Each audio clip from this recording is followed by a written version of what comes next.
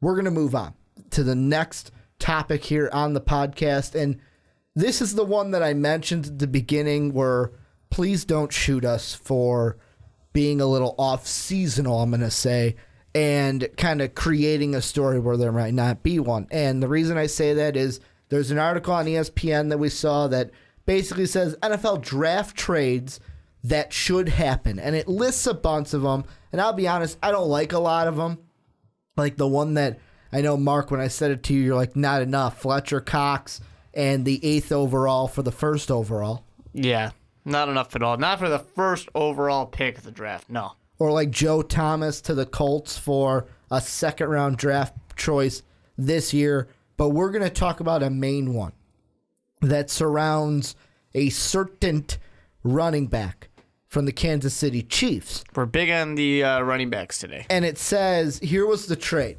It says, Kansas City Chiefs running back Jamaal Charles to the Philadelphia Eagles or Miami Dolphins for a 3rd-round pick this year. And the reason why I bring that up is this is something that could possibly be like thought about. Like the first one you go, oh no, that's not enough. Or this one, oh, that's a joke. This is one where it's like, well, okay. Kansas City, I mean, Jamaal Charles was injured this past year. And in his absence, it looks like the Chiefs have some guys in Charmander West or Spencer Ware that, I mean, West had 634 yards and 4 touchdowns. Spencer Ware, 400 yards and 6 tutties on the season. This is something where the Chiefs could honestly look and go, hey, we can manage with these guys. Let's trade Jamaal Charles. It's possible. It definitely is. I mean, it's tough because obviously Jamaal Charles is one of the greats right now. There's no doubt about that. The guy will get you over 1,000 yards. Well, he's the guy that we were talking about in the last segment of he's the guy where it's like, okay, he's the running back that we can build around. He's the everyday back for us. Exactly. He's going to be there all the time. Unfortunately, he got hurt. You know, and he's getting up there. He's what, 29 now? So, yeah, 29. So he's getting up there in age. Running backs aren't notorious for having the longest lifespan in the NFL. He'll be 30 this December.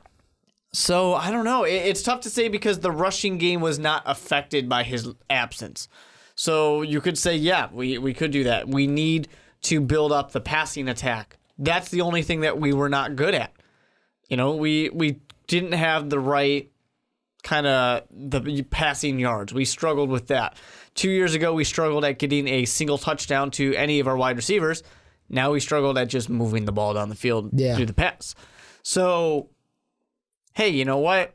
It's not a bad idea if you can get something worth your while because you've proven that you don't really need it. Running back by committee has worked in this situation. Not giving you the same production. You are going to lose a little bit. You know, maybe 200 yards or something like that in the season. Maybe 300 yards during the season. But if you improve that passing game from being one of the worst to just not terrible, that's not bad. It's really not. I definitely think it's... A lot of times I would kind of laugh at a trade like this. This is a situation where I'm not going to laugh at one of those former stars for like a 3rd-round pick. It's a situation where I actually think this is a pretty good deal, especially if you're a team like the Philadelphia Eagles who really could use, you know, a nice running back to really be that lead guy, and they're not going to probably, you know, draft Ezekiel Elliott in the 1st round because they have other needs to address. Well, and I mean, the one thing I'm looking at right now is the cap hit for this past season for Charles was $7.9 million. Next year, it's going to go down. It's going to be about 5.3 before going back up to 7 in his last year of 2017. So he's a free agent before the season of 2018. You look at the other running backs, Spencer Ware, he is also going to be a free agent in 2018. So him and Charles come off the books at the same time. The only difference, he's about, if I do the math right, almost about $7 million less. He's at about 1.8 compared to 9.0 for this past year. And then you have Charmander West, who, according to SpotRack.com, he's in the books from now until 2019. So I look at that alone and it goes, okay, Charles he's not making the most money for this team, but at the same time, it's one of those things where it's like, we've got guys back there.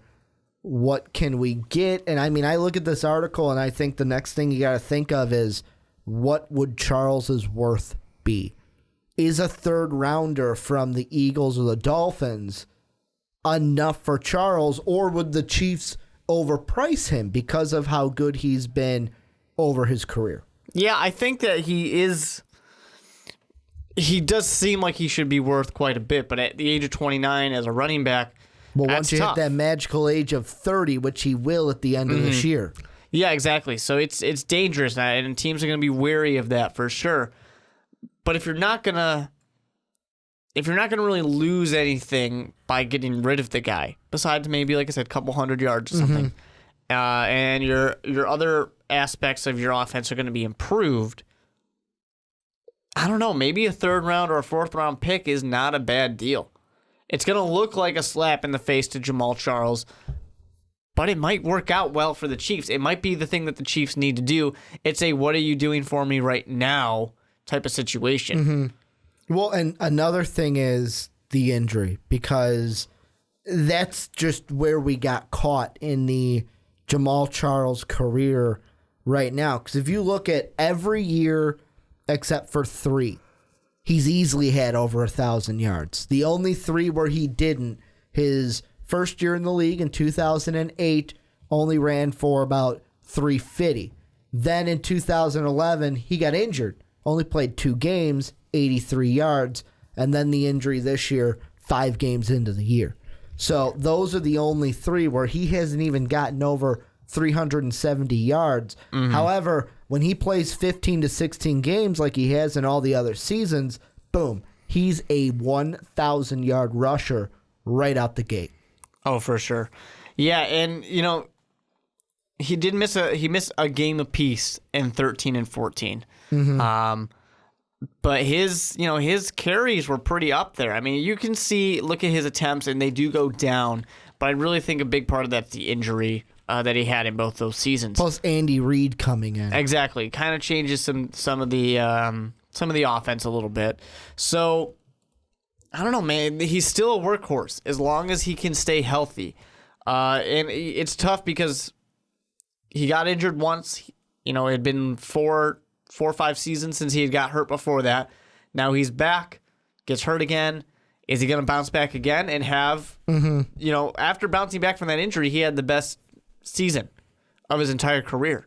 I doubt he's going to come back and have the best season of his career again. He's not going to Adrian Peterson it, but it's possible he could come back and do good things, especially if you do go to a team where he might be able to running back by committee.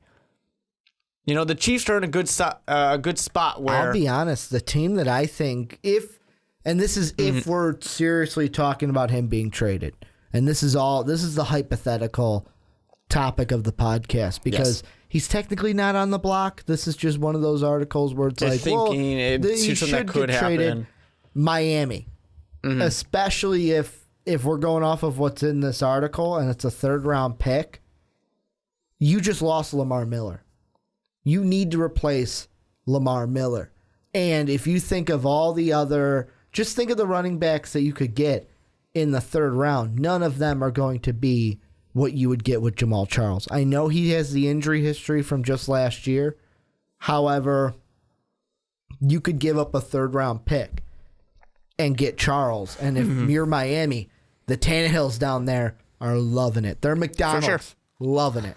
I think that the Chiefs are in a good spot, though, of they could trade him and they can get one of those middle picks and use it for whatever they want. They could just keep him, and that's great. Because if he bounces back and has, even just one of his lower production years of 1,100 yards or something like that, it's still great. It's still about what you had with those other two guys. And then if you can running back by committee that, keep Jamal fresh a little bit, I think that's perfect. I don't think they really need to trade him. Could they trade him? Sure they could. They could be looking to the future. I just don't know if the Chiefs are going to be ready to make that "what have you done for me lately" move.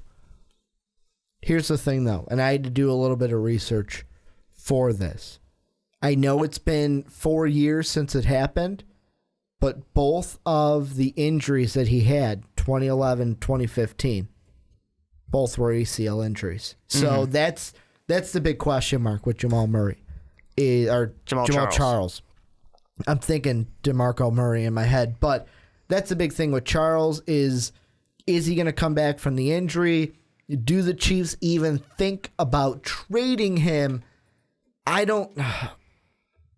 lean towards yes. I think it's one of those things where we've got Charmander, we've got Spencer Ware. Let's go ahead and see what we can get for Charles. If you look at it on paper, it makes perfect sense. Because you're getting the same production out of two guys that are going to be paid less. You're going to have for probably longer. They're probably easier to replace. You'll have Charmander for one more year and Ware for about the same. He'd be a free agent the same time Charles would be. Yeah. And those guys are easier to replace. You can get 400 yards out of someone else, 500 yards out of someone else that you're going to pay less again. So on paper, it makes sense. It's just a matter of does it really work? Because you got to remember, too, Jamaal Charles has been there since 2008.